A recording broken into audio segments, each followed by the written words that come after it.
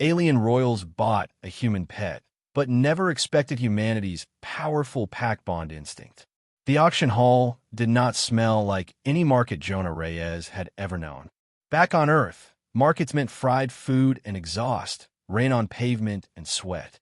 Here, the air shimmered with layered scents, chemical-sweet perfumes, bitter metallic pheromones, and something cold and sterile underneath it all, like a hospital trying to pretend it was a palace.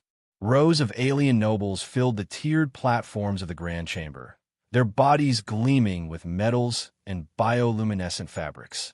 Floating lanterns cast soft, shifting colors over the crowd, while an invisible orchestra hummed a slow, eerie melody in the background.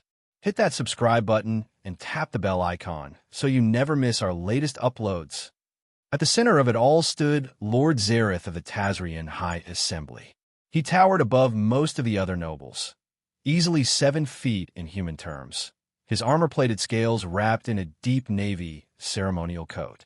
Thin chains of precious ore draped from his shoulders and chest, chiming softly whenever he moved. For eyes watched the proceedings, 2 large, predatory primary eyes, and 2 smaller secondary ones set above them, constantly scanning, constantly measuring. No one stood too close to him. Power had a scent in this hall, and everyone recognized it. Now, honored attendees, crooned the auctioneer, a tall, delicate being with nearly transparent skin and a latticework of pulsing veins visible beneath. We come to our most exceptional lot of the evening. The crowd quieted. Interest sharpened. This specimen hails from a recently documented world in the Orion Spur. The auctioneer continued. Local designation, Earth. Cataloged as Sol 3. Jonah heard the words, but they blurred like he was underwater. He stood upright inside a cylindrical energy field, faintly shimmering around him. The clothing they'd given him was plain and gray, more like hospital scrubs than clothes. He folded his hands loosely in front of him, forcing his breathing to stay slow, steady, normal. This species is faster than light, the auctioneer went on, reading off a hovering slab of light. Classification, sentient, baseline tool-using civilization, level 2 planetary industrialization. Subject designation, Jonah Reyes. Age, 32 planetary cycles. Former occupation, mechanical systems engineer. Physical condition, optimal. Psychological assessment, highly adaptable, cooperative behavior when treated with minimal respect. A few nobles chuckled at that last line. To them, cooperative translated neatly to manageable. The energy field allowed sound to pass, and Jonah could hear phrases drifting from the surrounding tiers. So, similar to us in structure. Bipedal? Curious. The posture? I would not have guessed pre-FDL. They look almost fragile. Charming. Lord Zareth leaned forward slightly. His secondary eyes narrowed, focusing on Jonah like he was inspecting an artifact. For a second, Jonah made the mistake of meeting those eyes directly. Something cold slid down his spine. He had expected contempt, amusement, maybe mild curiosity. What he saw was calculation. The starting bid, the auctioneer announced, voice amplifying seamlessly through hidden projectors, is 50,000 galactic credits. A smaller noble raised an ornamented limb. 50. Lord Zareth did not bother with ceremony. He simply lifted one heavy, ringed hand. 100 translated the system. A ripple of reaction moved through the crowd. Heads turned. Tails twitched. Bioluminescent patterns flickered in surprise. Lord Zareth opens at double the minimum. The auctioneer purred. Do we have higher? Bids trickled in from a handful of other nobles. One in particular, a tall, flowing figure draped in silver veils, tentacle-like appendages adorned with glowing jewelry, pressed the bidding higher with obvious stubbornness. Her translator named her as Lady Cyril of the Persian Dominion. 150, 175, drawled someone else, just to stir the game. 200, Lady Cyril countered, her appendages flaring with irritation. Lord Zareth did not so much as twitch. 300,000, his translator announced calmly. The entire hall exhaled at once. For that amount, Jonah guessed, you could buy entire neighborhoods back home. Buy ships. Land. Probably a small moon out here, if the murmurs were any clue. Lady Cyril's glow shifted into a deep violet, her species' anger tone, if his implant was interpreting right. Eventually, after a long, tense pause, she lowered her appendages. 300,000, final, the auctioneer said, voice almost shaking with glee. Going once, going twice. Sold to Lord Zareth of the Tazrian High Assembly. The field around Jonah dissolved with a soft hiss. 2 security drones drifted into place on either side of him, matte black shells gleaming, weapon ports politely covered but very real. Walk forward, hummed a calm mechanical voice in his ear. The translator implant they'd jammed into his skull turned the alien command into clumsy but understandable words. Jonah stepped out, spine straight. He would not give them a trembling animal, no matter what they'd paid. A worthwhile purchase, my lord, said a voice beside Zareth as he descended toward the platform. The speaker was smaller, a gray-skinned creature with 6 jointed limbs and 2 large compound eyes that flickered continuously. Though one might argue the price could sustain an entire auxiliary fleet. Fleets bore me, Mirren, Lord Zareth replied. Everyone has ships. Only a few can boast a truly singular collection. He stopped a few paces from Jonah and studied him like a new sculpture. Up close, those 4 eyes were worse. The upper pair darted, catching tiny details, muscle tone, posture, micro-expressions. The lower pair were slow and predatory, like deep-sea creatures watching from the dark. You will do well in my menagerie, Zareth said in the trade language, enunciating slowly. Behave, and you will live comfortably. Disobey, and you will learn why no one escapes the house of Zareth. The implant in Jonah's head struggled with some of the syntax, but he caught the important parts. Behave. Comfortable. Disobey. No escape. He dipped his head just enough to signal that he'd heard. Inside, his engineer's mind was already cataloging details. Drone shape, field projector architecture, the way the energy shimmered when it deactivated, the positioning of exits around the hall. Survive first. Fight later. That was the rule. The transaction finished in seconds. Zareth pressed a signet embedded with living metal against a reader, and ownership records updated across whatever vast database governed these purchases. Human, property of House Zareth. The drones guided Jonah toward a waiting shuttle lined in polished stone and iridescent metal. The interior looked like a combination of luxury yacht and predator's nest. Opulence with restraints built seamlessly into the design. You'll be taken to my estate on Tazria Prime.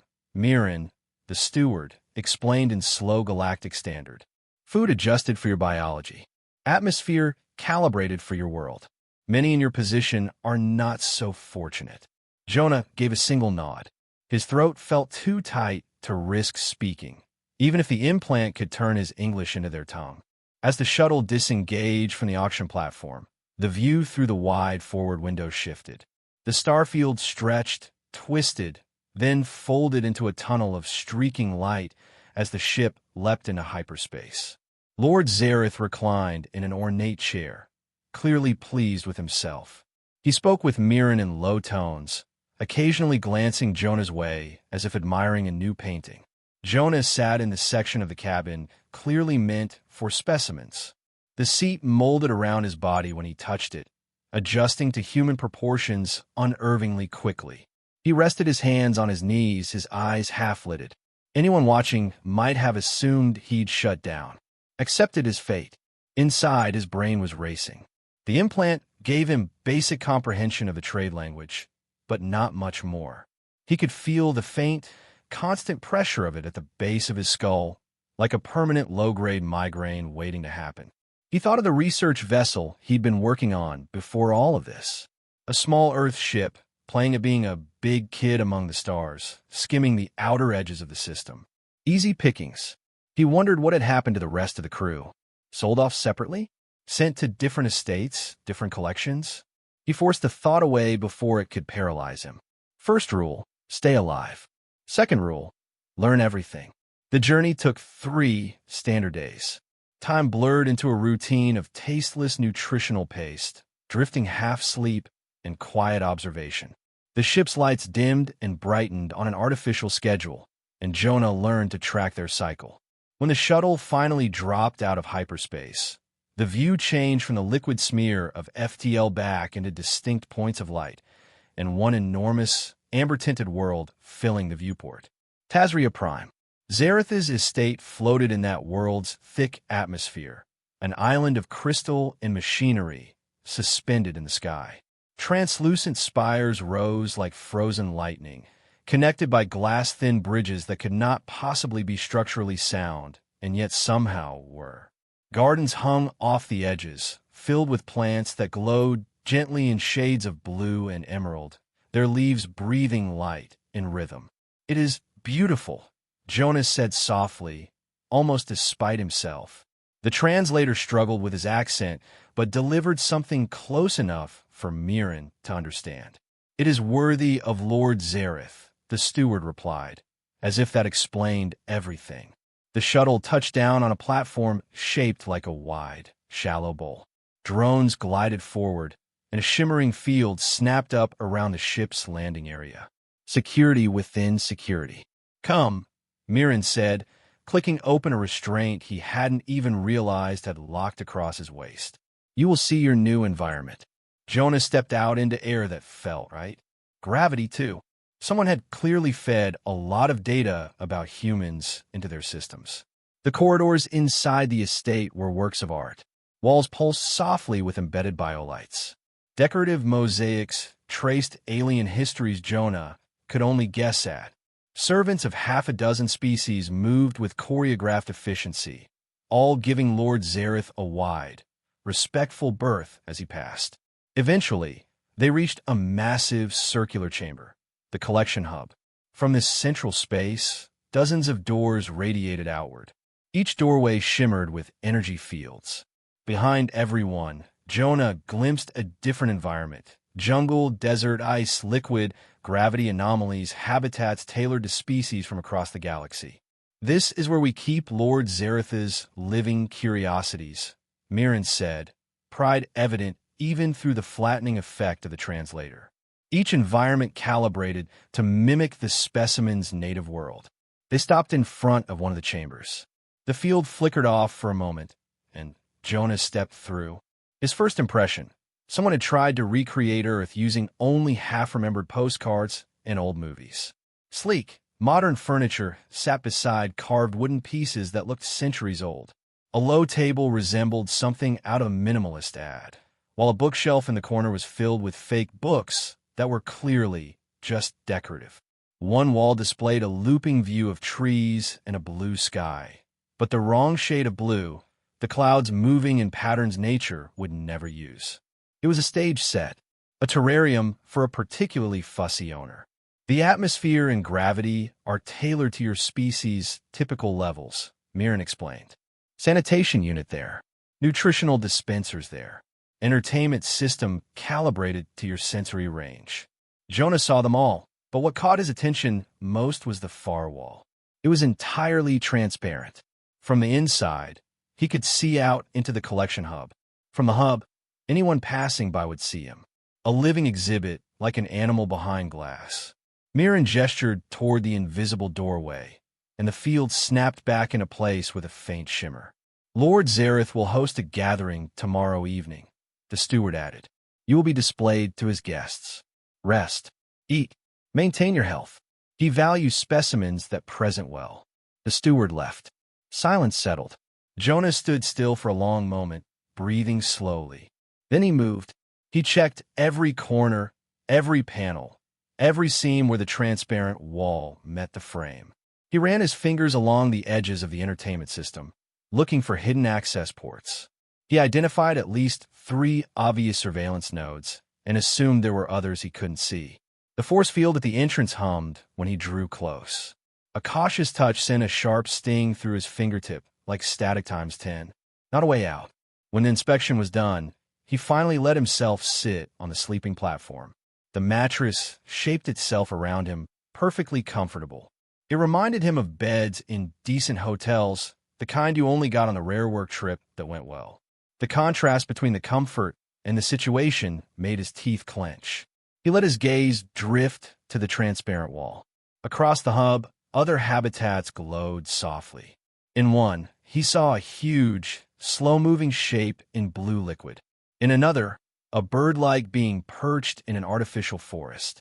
In another, something like a floating geometric crystal rotated lazily in midair. One enclosure directly opposite his own held a small, six-limbed creature covered in iridescent fur. It had big, reflective eyes and delicate, flexible digits at the ends of its front limbs. It was watching him. When their eyes met, the creature made a series of deliberate motions. Tap-tap on its transparent wall, then a lift of one limb, then a small circular wave. Not random, not animal instinct. Jonah raised his hand and mirrored the gesture, palm flat against his own barrier. The creature's fur rippled and threw off faint sparks of light, like static discharges in the air. Its large eyes seemed to brighten. "Hey," Jonah said softly. The implant didn't try to translate that. It probably tagged it as unimportant. He didn't know what the little creature understood, if anything, but he knew this much. He was not the only thinking mind trapped here. And if there was one thing humans were unnaturally good at, he thought, it was making friends with anything that looked back at them and tried. Dogs, cats, houseplants with names, even old cars, or, apparently, alien fur balls in floating sky prisons. They'd bought him expecting a compliant, mildly interesting pet. What they actually got was a human with a lifetime of practice in forming bonds with anything that would tolerate him. Jonah remembered this child, the one who had hesitated to leave during the auction aftermath, the one whose interest had seemed genuine. The child pressed a small hand to the barrier, mirroring what Spark had done earlier. Jonah hesitated only a moment before lifting his palm to the same spot. Their hands met with a thin feel between them. The child's scales shifted to a lively, warm color pattern. "Hello," Jonah said gently. The implant didn't translate human English, but tone carried meaning. The child lifted a small tablet-like device and tapped it several times. The screen flickered, showing simple visual symbols: figure pointing, figure speaking, figure listening. A language training program. The child was offering to teach. Jonah felt something in his chest loosen. Not relief, not safety, but the first hint of possibility. He nodded slowly. The child smiled. At least, the scale pattern suggested delight, and activated the device. Symbols appeared, basic galactic characters, simple words, paired images. Jonah leaned closer and began to mimic the shapes as they were displayed. The child corrected his gestures when they faltered, tapping the barrier lightly with encouragement. Their lesson lasted nearly an hour. Jonah learned several new symbols and clarified meanings for ones he'd only partially understood. Every new word felt like leverage. Eventually, distant footsteps echoed down the corridor. The child startled. With expert speed, the young Tazrian powered down the tablet and retreated into the shadows just as a patrol drone floated into view. Jonah resumed as he lay back on the bed, staring at the ceiling, mind racing. They had no idea what they'd just carried into their house. Jonah Reyes woke in the simulated morning of his containment suite, though morning was really just whatever lighting cycle the estate assigned to the human exhibit. The overhead panels brightened with a soft golden hue that imitated Earth's sunlight almost convincingly. If he didn't look too closely at the angles of the shadows or the faint electromagnetic shimmer in the air, he could almost imagine himself back in an apartment somewhere, waking to another day of engineering work, morning coffee, and familiar gravity. Almost. But the walls here were too smooth, the silence too deep, the temperature too perfectly calibrated. Everything lacked those tiny imperfections that made real places feel lived in, and the transparent barrier replacing the front wall was impossible to ignore. The collection hub beyond his suite stood quiet for now. Most of the staff operated on a different cycle, attending first to feeding and maintenance before opening the wing to visitors. Jonah sat up slowly, rubbing the sleep from his eyes as he scanned the chamber across from his own. The small iridescent creature inside was already awake, perched close to its own barrier. Morning light or something like it gleamed on its fur, making each strand shimmer with faint arcs of static. It tapped the barrier twice, performing the gesture Jonah now recognized as one of greeting. Jonah lifted his hand and tapped back, mirroring the pattern with deliberate clarity. The creature brightened, releasing a faint crackle of light, like a smile made of electricity. Spark, Jonah murmured softly, using the name he had assigned it. The implant didn't bother translating that, which was good. He wasn't ready for anyone here to know he'd started naming the other captives. After lingering for a moment in silent exchange with Spark, Jonah rose and moved to the nutrition dispenser built into the wall. It offered him a tray of nutrient blocks shaped to look like food, but tasting like compressed chalk. He forced himself to swallow the meal anyway. He needed clarity and strength, no matter how unappetizing the fuel. When he finished, he paced the perimeter of the suite, studying each panel and joint, searching once again for structural weaknesses. He knew he wouldn't find any. The Tazrians were meticulous. Their containment systems were elegant, reinforced, and unpleasantly intelligent. But he checked anyway. Routine was calming. It gave him control. His inspection ended at the barrier wall, and he paused, placing a hand against the smooth surface. It hummed faintly in response. Behind him, the habitat tried to feel like a home, but everything inside it existed to keep him docile and observed. He stared outward, watching faint movements in habitats across the ring. A floating crystalline being rotated slowly within a light field chamber, refracting beams like a living prism. A tall, feathered figure paced in long, graceful strides, its translucent plumage catching the artificial light. There were more he hadn't fully seen yet, though their silhouettes suggested a wide range of evolutionary design. Dozens of captive minds, dozens of solitary lives, trapped behind invisible walls. Jonah exhaled slowly. Loneliness hung like static in the air. Not just his loneliness, but something collective. Something he could sense even without the implant's assistance. Footsteps disrupted the silence. He turned. A gray shape approached from the corridor. Mirren, Lord Zaretha's steward. Mirren carried a thin, tablet-like device and moved with precise, insect-like coordination. Human specimen Jonah Reyes, Mirren said in careful galactic standard, tapping an access node. The barrier parted momentarily. The Lord requests your grooming and evaluation in preparation for this evening's gathering. Jonah stepped through without hesitation. He kept his posture relaxed, cooperative. The drones that trailed behind were armed, and Mirren's people were not tolerant of unpredictability. As they walked the corridor, Jonah cataloged every intersection, every motion sensor, every surveillance cluster embedded in the walls. Knowledge was freedom, if only eventually. Your environment meets comfort parameters? Mirren asked without looking back. Jonah nodded once. It is acceptable. The alien's compound eyes flickered in what Jonah interpreted as faint amusement. Comforted specimens are more visually appealing. Consider that incentive to remain compliant. Jonah didn't answer. The steward led him to a maintenance alcove where a medical drone scanned him with thin beams of violet light. Biometrics stable, the drone chimed. Neural implant operational. Jonah forced his expression to remain impassive at the mention of the implant. The ache at the base of his skull pulsed in mild confirmation. But the device was also a possible tool. Any system with pathways could, theoretically, be redirected. After the evaluation, Mirren guided him back toward the suite. On the way, Jonah noticed movement behind the barrier of a nearby habitat. The feathered being inside, tall, slender, ethereal, tilted its head toward him, producing a faint harmonic vibration. Jonah slowed his steps. The sound wasn't random. It had pattern, intent. Mirren tapped a control, urging Jonah onward. That one communicates through resonance patterns, Mirren said dismissively. Our systems have not translated it reliably. It performs well for guests, though. Jonah filed that away.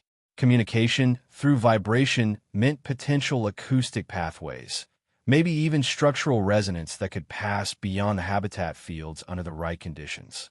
He returned to his own suite, and Mirren restored the barrier. "You will be moved to the exhibition chamber tonight. Behave appropriately." Jonah simply nodded. When Mirren vanished down the hall, Spark tapped on its barrier 3 times, rapid and bright. Jonah approached his own barrier and tapped twice in return. Spark repeated the gesture, but altered one tap's timing. Jonah recognized the variation. It had been improvising symbols. Communication wasn't limited to words. They watched each other for several seconds, exchanging small motions with growing accuracy. A 3-tap sequence became a shared acknowledgement. A lifted limb mirrored by a lifted hand became a mutual greeting.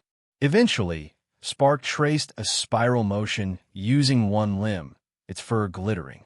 The meaning was unclear, but deliberate. Jonah mirrored it slowly. The creature brightened with visible satisfaction. Across the hub, the feathered being produced another soft vibration, not loud, not intrusive. Spark turned toward the sound. Jonah did too. The resonance shifted, elongated, then tapered off like a question. Spark responded with a faint electrical pulse. Jonah blinked. He wasn't imagining it. They were communicating with each other, across barriers, across species. Primitive but functional. Connection didn't require language. It required intention. And that, Jonah thought, was something he could work with. Hours passed. Jonah sat cross-legged on the floor, studying the faint refraction in the barrier when a shadow appeared on the other side. A small shadow. A child-sized shadow. Jonah glanced up. A young Tazrian peered through the barrier, wide-eyed and fascinated. Scales bright, posture curious, attention fixed entirely on him. Neutral position. The drone scanned the corridor once, found nothing amiss, and glided on. When the sound faded completely, Spark tapped the barrier once, a soft electrical pulse rippling through its fur. Jonah tapped back. Progress. Not escape, but something foundational. That evening, Jonah sat in silent contemplation. He thought of Earth, of people he doubted he'd ever see again. He thought of the crew who'd been taken with him. He wondered if any remained alive, but he didn't let the grief overwhelm him. He couldn't. Survival required clarity. Through the transparent barrier, Spark watched him, head tilted. The feathered being hummed another soft tone, almost soothing.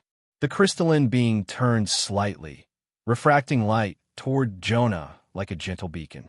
He wasn't alone, not really. And humans, Jonah knew this deeply, were built to make tribes from strangers, families from oddities, alliances from absolutely anything that showed the slightest spark of kinship. They had no idea what they'd brought into this place. Tonight, he would be moved to the exhibition chamber. Tonight, he would learn more. Tonight, the first pieces of something larger would fall quietly into place. The artificial morning cycle faded into afternoon hues, and soon after, the estate shifted toward the grand event Lord Zareth had been preparing for. The floating island that housed his ancestral home changed tone as the day progressed, its structures glowing with soft, luminescent threads woven into the spires. Servants scurried across bridges, drones hummed through archways with decorative attachments, and faint trails of perfumed mist drifted from vents designed to create a festive atmosphere. The Tazrian elite valued spectacle as much as power, and Zareth intended for tonight's gathering to impress everyone fortunate enough to be invited. Jonah sensed heightened activity even before the steward arrived. From his suite's transparent barrier, he saw staff repositioning habitats, deploying viewing platforms, and adjusting atmospheric settings for species that would be showcased. One habitat down the corridor shimmered as its force field was recalibrated, adjusting gravity for a floating aquatic being that would perform for entertainment. The crystalline creature across from Jonah rotated more rapidly than usual, its faceted structure catching stray beams of light like a living chandelier. Even Spark seemed restless, its iridescent fur flickering with quick pulses. Soon enough, Mirren arrived with 2 drones. Human specimen Jonah Reyes, the steward announced. "It is time." Jonah stepped forward, suppressing the instinctive unease that rose whenever the force field lowered. A restraint collar was placed around his neck, subtle but unmistakably threatening. It didn't feel heavy. It didn't have to. He'd seen what similar devices did to another specimen during a previous day's routine check. Just a brief flash of light and a helpless collapse. He intended to avoid giving anyone an excuse to activate it. The drones escorted him through a long, curving corridor until the group reached the massive doors leading to the exhibition chamber. As they slid open, Jonah found himself staring at a sight equal parts magnificent and unsettling. The chamber resembled a cathedral designed by a civilization that had never known stone or earth. The ceiling arched in a dome of living light, its colors shifting with the rhythms of Tazria Prime skies. Platforms floated at varying heights where guests would stand, drifting gracefully like petals caught in a slow breeze. Each platform had its own microenvironment tailored to the physiology of the noble visiting it. Some shimmered with heat, others radiated cold mist. Others were filled with rhythmic pulses. Jonah guessed were pheromone displays. At the center of the chamber were the featured exhibits for the evening. 6 enclosures arranged in a wide circle, each designed to highlight a particular specimen. Jonah was guided to one of them, his enclosure rearranged to resemble a stylized human environment. The blending of cultural elements remained inaccurate, but the overall effect still impressed the nobles. The barrier sealed once Jonah entered. The restraint collar disengaged automatically, clicking open and retracting into the enclosure floor. The drones withdrew, and the lighting shifted to highlight him as part of the display. He stood calmly, scanning everything while pretending to be mildly curious. Zareth approached the enclosure accompanied by a cluster of nobles adorned with glittering ornaments and ceremonial armor. Their movements were smooth, rhythmic, and faintly predatory. "This," Lord Zareth declared proudly, "is my latest acquisition. A sentient bipedal organism from Sol 3, called a human. Their adaptability is remarkable, and their fine motor skills are exceptional for a species at their technological level." Nobles murmured appreciation. Some leaned closer, their secondary eyes focusing on Jonah like he was a valuable sculpture. One commented, "Such symmetry in their structure. Fascinating." Another said, "I have heard they exhibit abnormal social attachment behaviors. Is it true?" "Their tendencies are curious," Zareth agreed, "but beneficial for training. They respond strongly to routine, tone, and simple reward structures." Jonah resisted the urge to smile. They had no idea. Lady Cyril, the rival from the auction, glided forward. Her tentacles shimmered with soft violet tones as she scanned Jonah with a small device hidden in her jewelry. Zareth noticed but didn't object. Political courtesy dictated such gestures among nobles who shared scientific interests. "He appears calm," she said. "Human specimens are easier to manage than many assume," Zareth replied smoothly. "Observe."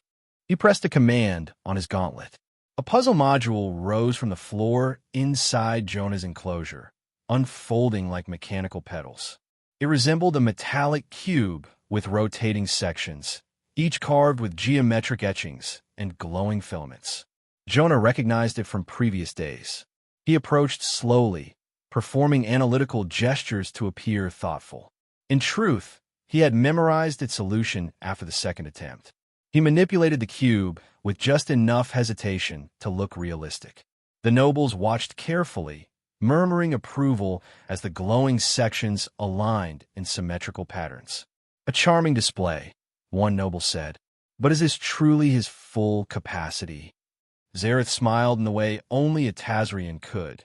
4 eyes narrowing, chin tilting, crest tightening along the neck. "Observe with enhancement." He touched another control. Jonah felt a soft pressure behind his ears, a subtle shift in perception.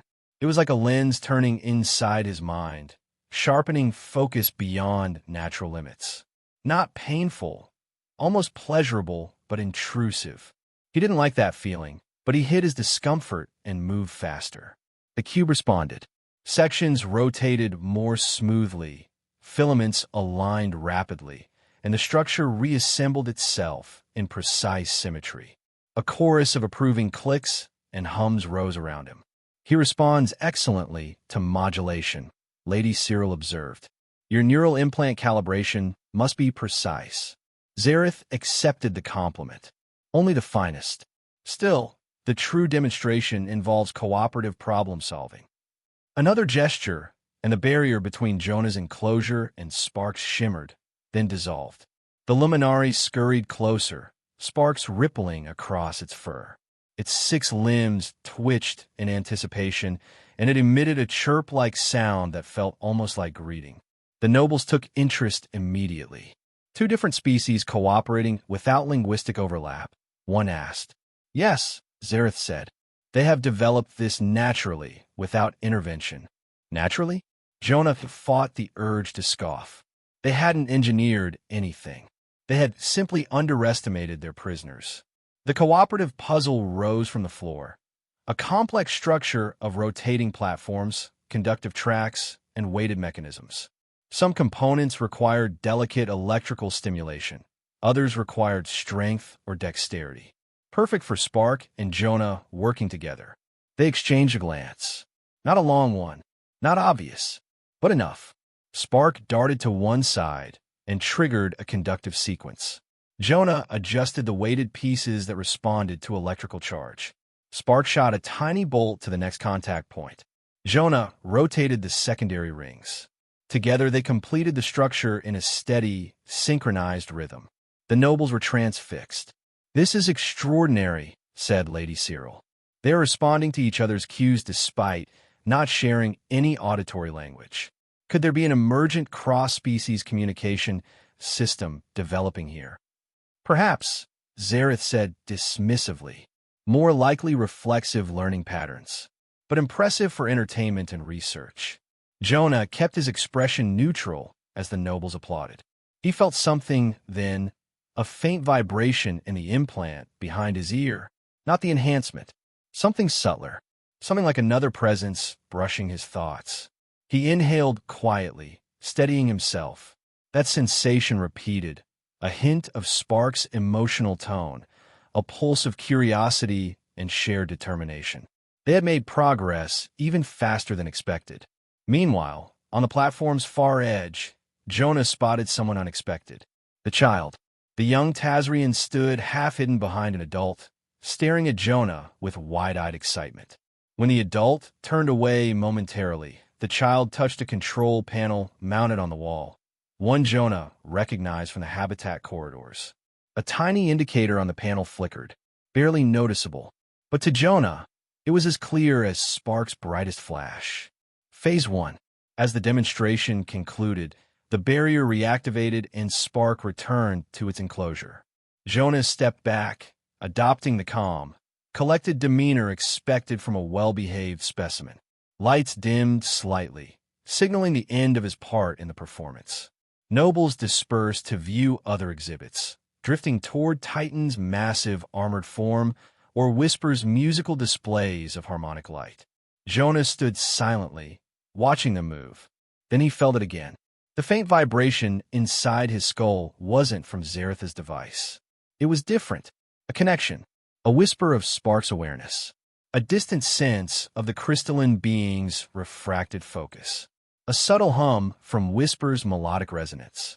The coalition had taken root. The child's adjustments on the panel had allowed their implants to link, weakly but undeniably. They weren't sharing thoughts, not exactly, but impressions, sensations, fragments of emotion and intention passed through the link. A multi-mind network formed quietly beneath the spectacle of the gala. Zareth reclined on a floating platform, boasting to nobles who saw only entertainment and value. He had no idea that the most significant event tonight wasn't the puzzle, the guests, or the wealth he displayed. It was the first spark of unity between 13 captive beings. Jonah closed his eyes briefly as the link strengthened. He didn't speak. He didn't move. But inside the network, he sent a single impression, a sensation of calm and synchronized purpose. Spark responded with a flutter of light. The feathered being answered with a soft echo of resonance. The crystalline one refracted a pulse like a flicker of resolve. Others followed, each contributing something distinct, weaving their awareness together. Not hive mind, not control, harmony, possibility, a foundation for something that had never existed in this galaxy. And tonight, it had finally awakened. Night in Lord Zaretha's estate did not mean darkness. The floating island dimmed its lights, yes, but the spires still glowed faintly, and the sky remained washed in amber and violet from Tazria Prime's upper atmosphere. Inside the collection wing, the illumination shifted to a softer spectrum, calming tones meant to keep specimens restful and docile. It worked on some. It didn't work on Jonah. He sat cross-legged on the floor of his habitat, eyes half closed, outwardly a quiet, meditative figure behind glass. The kind of scene nobles love to point at. Look how contemplative the human is. Remarkable for a primitive species. In reality, Jonah was nowhere near calm. Inside his head, something new hummed. The link. At first it had been a faint pressure, like someone watching him from just behind a door. Now, as he focused, it blossomed into a web of faint impressions, each thread tied to another mind locked away somewhere in the ring of habitats.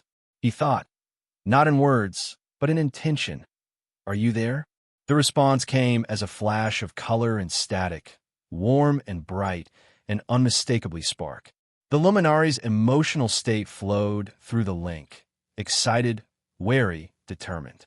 From another direction in that invisible web came a soft vibration, like the echo of a musical note. That was Whisper, the feathered being whose people spoke in resonances instead of words. The sensation carried shades of curiosity and careful attention. Then light, prismatic and pure, glimmered across his inner vision. The crystalline being, which Jonah had begun to call Prism, sent a series of mathematical pulses.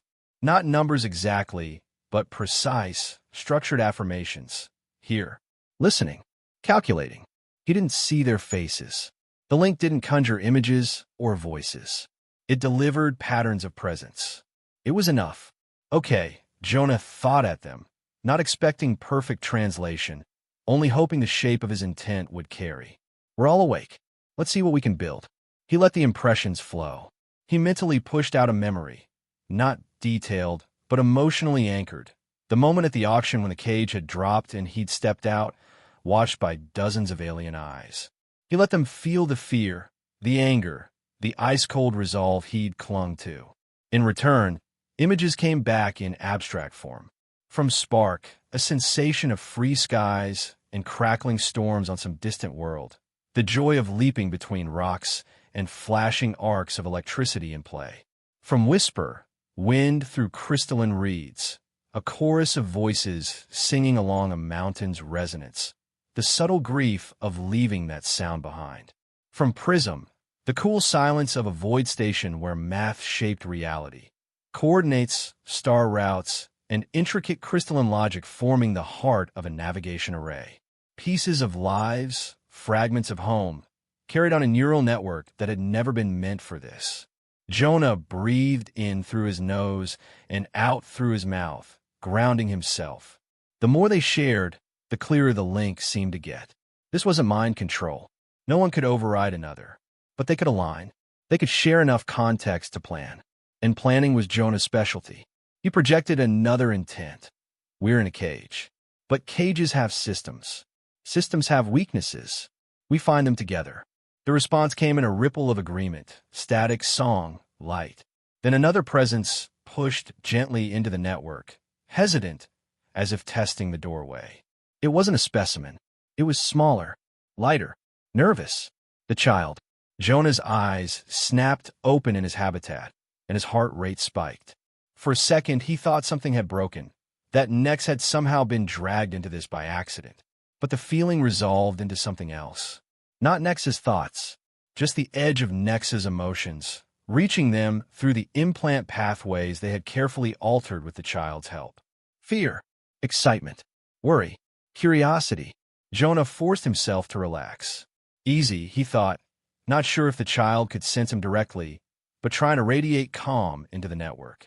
You're okay. You're safe. The link with Nex faded again, retreating to a faint background flutter. Which was good. The last thing they needed was to accidentally drag a young aristocrat into a fully shared consciousness. But Nex's access codes had already given them what they needed most, a way to piggyback on certain estate systems. Step 1. Jonah whispered under his breath. Talk to each other. Step 2. Talk to the galaxy. The next few days settled into a pattern that looked perfectly normal from the outside and absolutely revolutionary from the inside. The drones made their rounds. Nutrient paste arrived on schedule. Force fields flickered on and off for cleaning or medical checks. Nobles toured occasionally, like wealthy museum members on a private visit. And all the while, beneath the surface, the coalition practiced. They tested how much information could move through the neural links before causing headaches or alarms. Spark became their emotional amplifier, able to broadcast simple states, calm, alert, danger, with bright clarity. Whisper discovered that certain tones it produced in its habitat walls helped stabilize the link for everyone, like background music making it easier to focus. Prism began mapping the timing and consistency of the drone's patrols with absurd precision. Their shared space grew more organized, like a chat room, slowly replacing chaos with channels and structure. Jonah used the evenings to build a more solid framework. He sketched mental diagrams, which Prism translated into more exacting models. The collection wing's layout, the pathways to the control room, the schedules tied to the estate's major events. One mind alone might have missed details. 13 minds working in parallel saw nearly everything. Next continued visiting Jonah, always careful, always stealthy. The child brought learning tablets, playing the role of curious young noble teaching their father's pet how to read and write basic galactic script. If any surveillance review flagged it at all, it would look like a typical aristocrat's offspring indulging a fascination with the exotic. Again, Nex insisted one evening, tapping the tablet against the barrier. This symbol.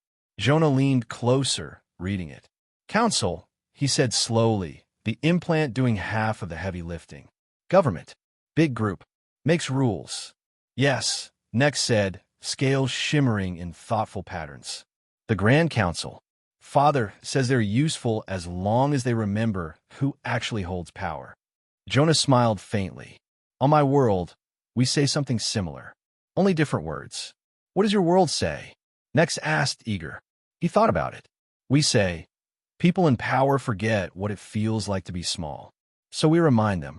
The child blinked, translator catching the words with a bit of lag. Jonah watched Nex's expression shift from curiosity to something sharper, questioning. Is your species angry? Nex asked more quietly. About being collected? Yes, Jonah answered. There was no point lying.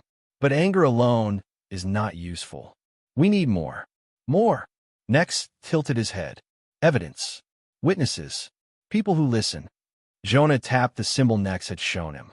People in that council. Nex hesitated, lower hands fidgeting with the tablet. Father says the council does not interfere with noble rights. Especially not Tazrian rights. Maybe, Jonah said carefully.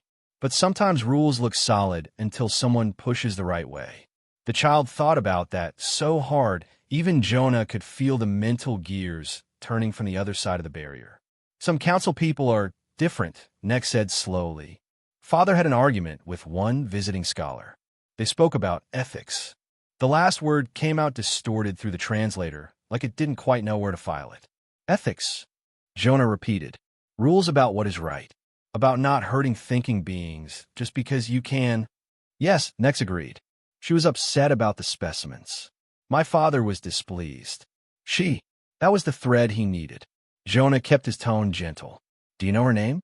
Nex looked around reflexively, as if worried someone might appear. Professor Allery Nix, he whispered at last. From a galactic science academy. Father called her naive. That means foolish with good intentions. Jonah smiled despite the tension knotting in his shoulders. On my world, we call that dangerous to people who like their comfort. He tapped the barrier once in gratitude. Thank you for teaching me. Nex's scales warmed. You learn fast. You help me learn fast, Jonah corrected. That night, When the lights dimmed and the drones finished their patrols, Jonah settled back onto his platform and sank into the shared network. He carried the name with him like a data packet. Professor Alara Nix, Galactic Science Academy. Concerned about ethics. The network tasted the information. From Prism came a surge of calculation, cross-references, memory of overheard conversations between staff, glimpses of official logos on data slates. Prism had seen the Academy emblem on some of the estate's documentation and captured it in precise detail. Whisper contributed a memory imprint of Alara's voice, captured through subtle vibrations during her inspection visit.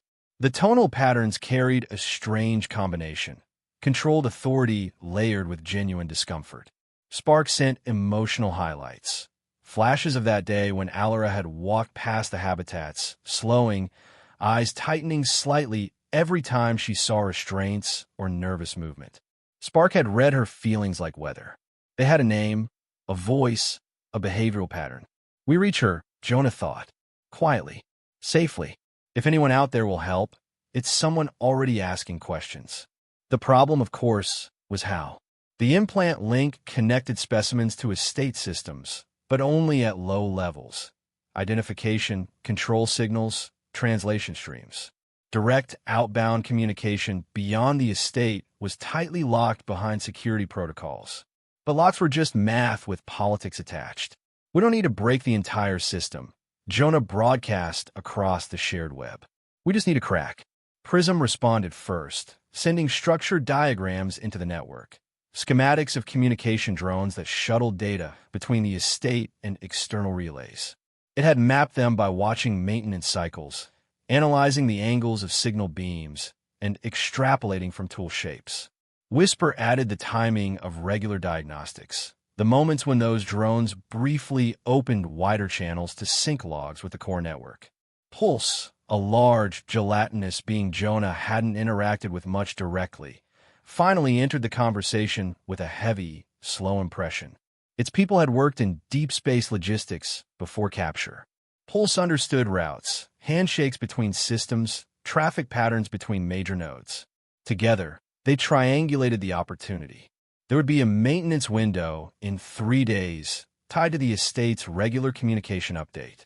A small drone would link to the central node in the collection wing, then bounce its data to an Academy server cluster for research archive updates. If they could slip a piggyback message into that stream, hidden among standard telemetry. Risk? Jonah sent, directing the query specifically at Prism and Pulse. They replied with a roll of probability, detection threshold, anomaly tolerance, potential consequences. The numbers weren't comforting.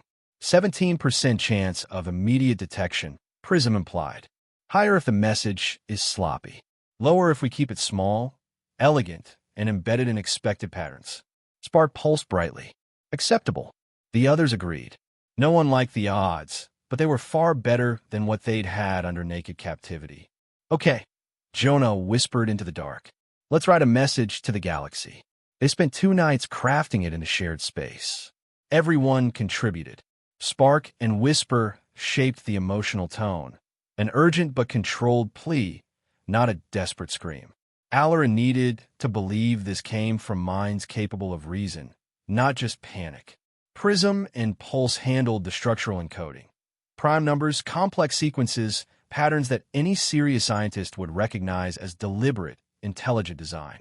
Prism insisted on embedding multiple proofs of authenticity, details about each species' biology and culture that no noble would bother to fake correctly.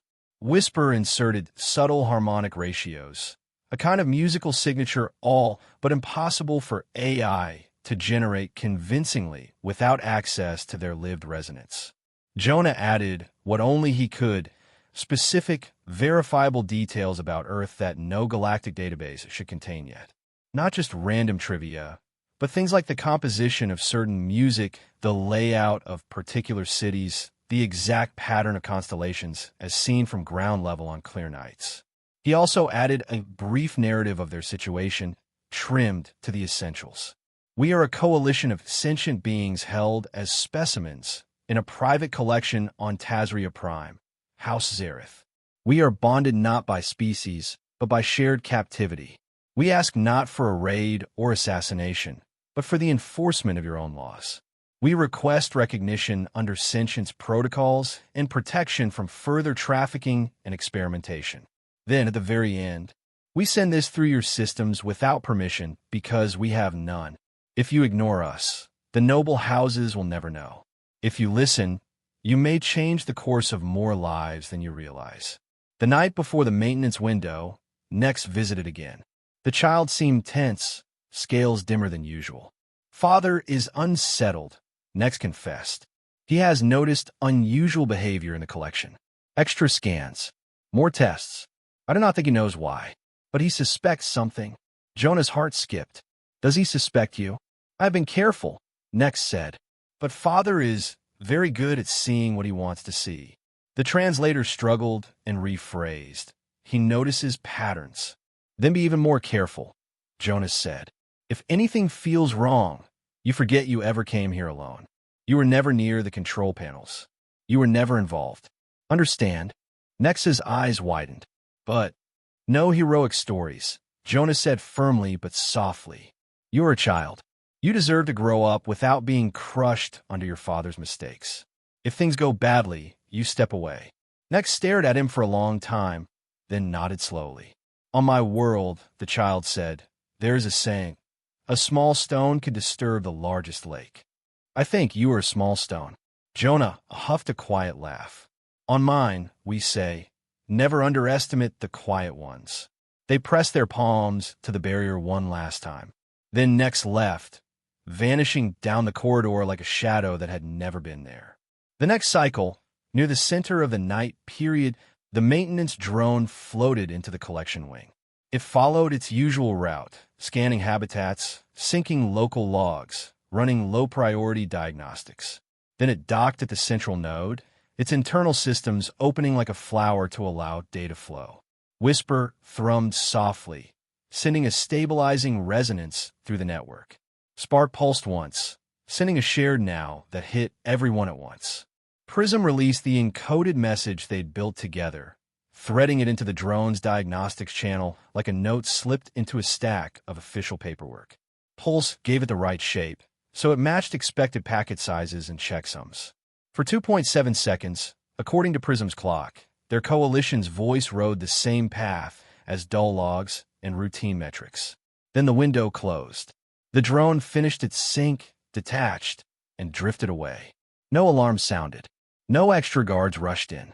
The estate remained calm. In the shared space, the coalition held its collective breath.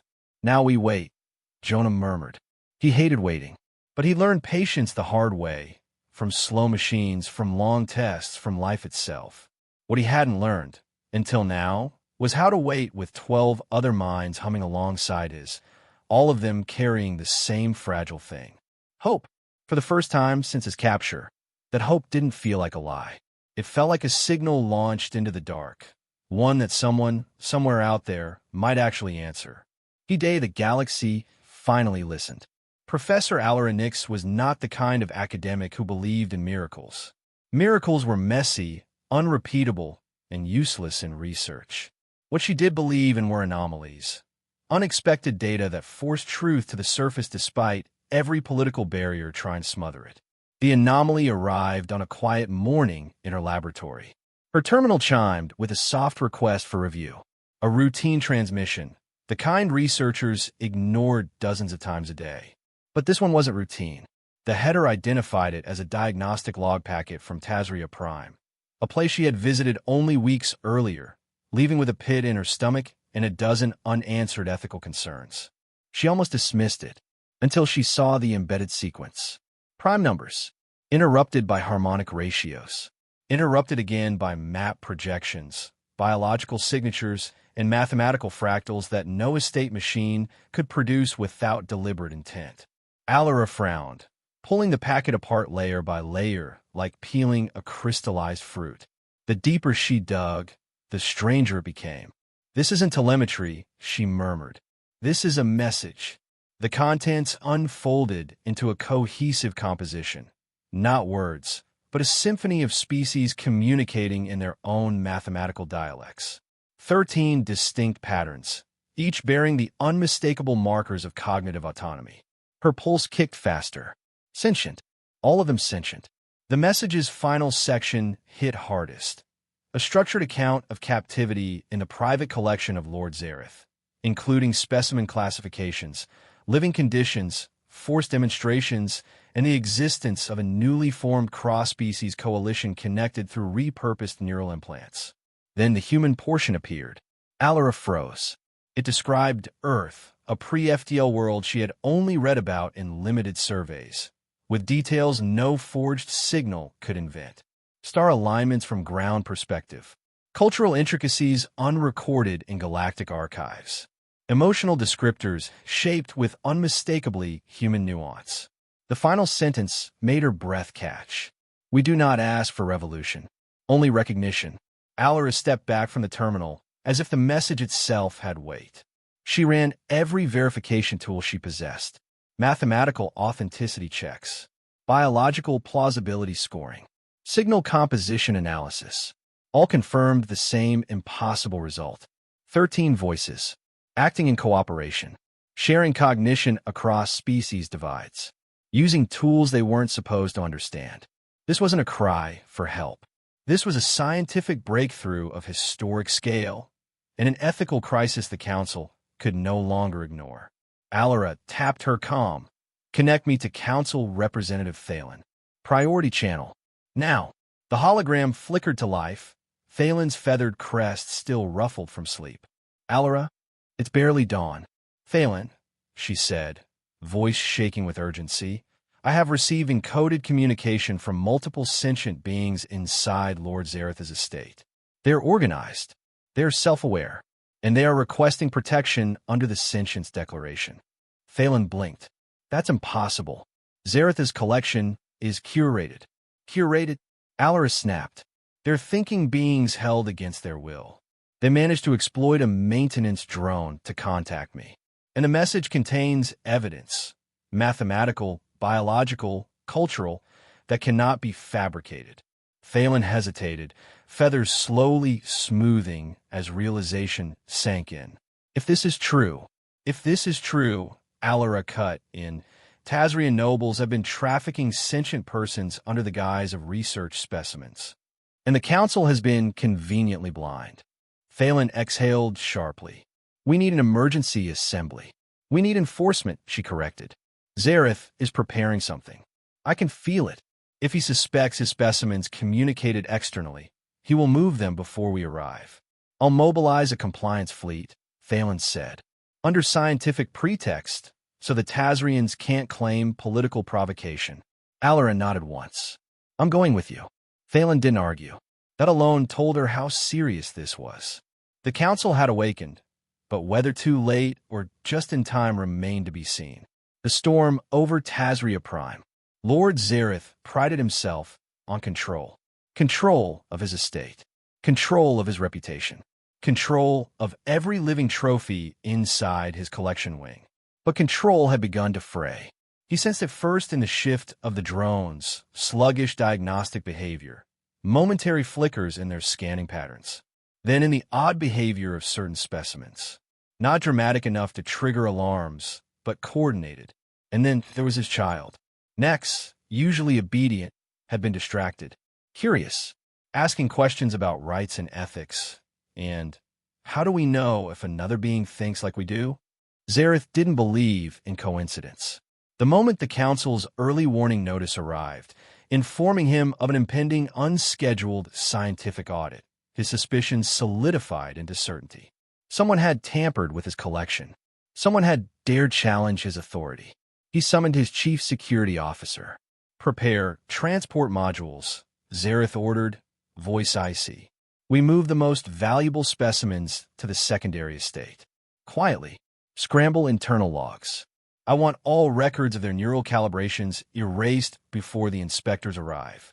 Yes, my lord. The order rippled through the staff. Inside the collection wing, 13 minds felt the shift like a cold wind. Jonah's head snapped up. They're coming for us. Spark pulsed in alarm. Whisper sent a trembling vibration. Prism calculated rapidly. Separation imminent. Probability of permanent relocation high. No, Jonah muttered. Not now. Not after everything. The drones arrived minutes later, gliding with unsettling precision towards Spark's habitat first. Jonah moved to the barrier, fists clenched. They couldn't break the fields. They couldn't run. The implants had limited range. Their coalition, this beautiful, fragile bridge, was about to be shattered by force they couldn't physically counter. But they didn't need to counter with strength. They needed disruption. Now, Jonah broadcast. Everyone, broadcast full link. Push the network as far as it will go. Prism hesitated. Risk level. Do it. 13 minds surged into alignment. The neural web amplified. 6 limbs, feathers, crystalline logic, gelatinous resonance, human will, overlapping into a pressure the implant systems had never been designed to handle. Lights flickered. Diagnostics glitched. Drones froze mid-command. Systems overloaded by the sudden cascade of cross-linked signals. Habitat fields flickered like lightning caught in glass. Warning sirens erupted through the wing. Security officers shouted. And then, Nex appeared, running. The small Tazrian skidded into the control alcove, eyes wide with terror. Stop, Nex cried. You're hurting them. They're thinking they're alive there. A guard reached for the child. Jonah's mind flared with protective instinct. The link magnified it. Spark crackled with electric fury. Whisper's resonance sharpened to a piercing tone. Titan slammed its armored body against the barrier at full force, shaking the floor. The entire wing vibrated with 13 species panic roaring through shared channels. Just as a guard reached to activate a force reset, the estate shook. Not from the coalition, from something outside. Heavy footsteps thundered through the corridor. Doors split open. A squad of council enforcers stormed into the gallery, cloaked in shimmering armor, insignias glowing bright, sentient rights protocol, emergency mandate. Behind them came Thalen, and at the center, Professor Alara Nix. Her eyes widened as she took in the scene. Barriers flickering, drones malfunctioning, snarling guards, a terrified child, and 13 specimens trembling under collapsing containment fields. Alara stepped forward. Stop everything. Her command struck like a hammer. Guards froze. Drones deactivated. The wing fell silent except for the hum of emergency generators. Lord Zareth arrived, livid. You have no authority to interfere in my private estate. Alara held up a council decree. Under Article 8 of the Sentient Preservation Act, any being exhibiting collaborative cognitive function across species boundaries is automatically classified as a protected intelligence community. Zareth hissed. They're animals. No, Alara said, stepping toward Jonah's enclosure. They're a coalition, a communication network, a scientific triumph, and legally they are persons. Thalen stepped beside her. Your entire collection is now under council protection pending formal hearings. You dare. Alara turned sharply. Lord Zareth, you had 13 minds locked in isolation. They built a network of empathy, mathematics, and shared experience stronger than anything you constructed with force. The question before us is not whether they are sentient. It is whether you are. Gasps rippled among the staff. Zareth's crest stiffened, but he was trapped. Politically, legally, publicly. Alara touched her terminal. One by one, the containment fields dissolved, not explosively, but gently, like curtains parting. Spark scurried out first, trembling as it approached Jonah's enclosure. Whisper followed, feathers glowing faintly. Prism glided forward like a floating star. Jonah stepped out into the open air of the gallery for the first time since his abduction. He knelt so Spark could press its warm, crackling forehead against his hand. Alara watched them with awe. How long have you been connected? Jonah smiled tiredly. Long enough to stop being alone. 6 months later, the Council Science vessel Ardent Horizon drifted above a remote star system, its observation deck filled with representatives from dozens of species. Papers have been written, debates held, legal reforms passed. The Coalition of 13 had become the heart of a new era of interspecies empathy studies. and a symbol of sentience that transcended biology. Jonah stood at the viewing pane, watching a shuttle depart. Inside was Spark, returning at last to its storm-lit homeworld. One by one, the others had left too. Prism to its crystalline cluster, Whisper to its mountain winds, and so on. The network between them remained. Distance didn't sever the link. Something in their shared experience had built a bridge the implants could only amplify. Professor Alara joined him at the window. "How does it feel?" she asked. "Like saying goodbye," Jonah admitted. Then he smiled, "but also like gaining a family spread across the galaxy." Alara nodded. "Your species' bonding instinct, it's unique. The Council is already discussing diplomatic implications." "Be careful with that," Jonah said softly. "Humans don't bond for strategy. We do it because we can't help it." "And maybe," she replied, "that's exactly what the galaxy needs." He watched Spark's shuttle disappear into hyperspace. Through the link, he felt a pulse of joy, gratitude, and storm-bright laughter. He sent one back, a human feeling shaped like hope.